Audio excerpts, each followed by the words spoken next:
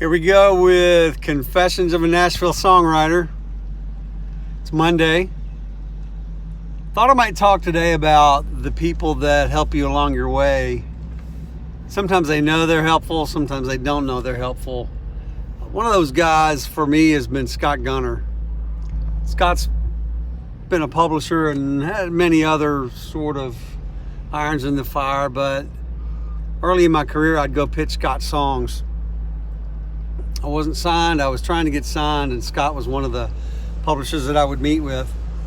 And Scott was really challenging. He set the bar really high, and I loved that about him. Sometimes it was interesting, though, because he would do things like, for example, my favorite ever is I played him a song, and somewhere in the verse, there was a line that said, "Falls like rain." And he immediately hit stop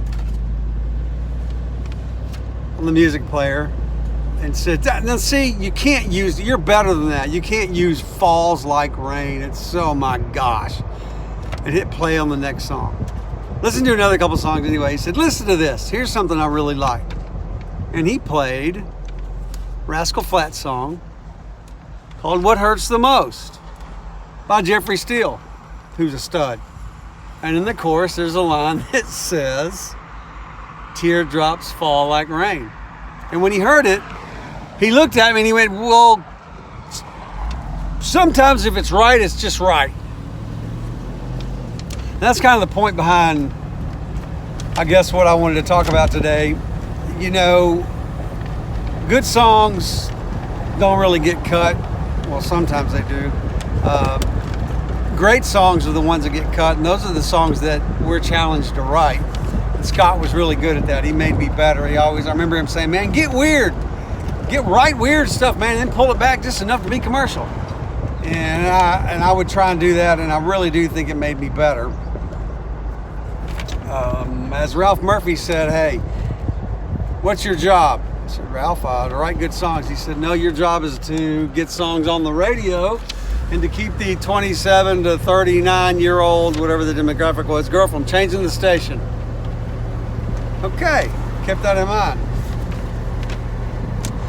So I'm still thankful to this day for Scott telling me he hated "Teardrops Fall Like Rain," and then it was in the song he played me that he loved, because I learned a lesson that there are rules and there are sort of guidelines, and you got to be mindful of those, but you got to trust your instincts. You always have to trust your instincts and go with what you believe best suits the song, and I try and do that. Scott also, one other thing he did was he didn't really like the batch of songs that I brought him one of these particular meetings, and I was leaving. He's going, "Here, take this." And it was a CD of Anthony Smith demos, which was a lesson in songwriting. And if you don't know Anthony Smith, I hope you do, but if you don't, go check him out. Good stuff, great writer. All right, see y'all next time. Trust your gut.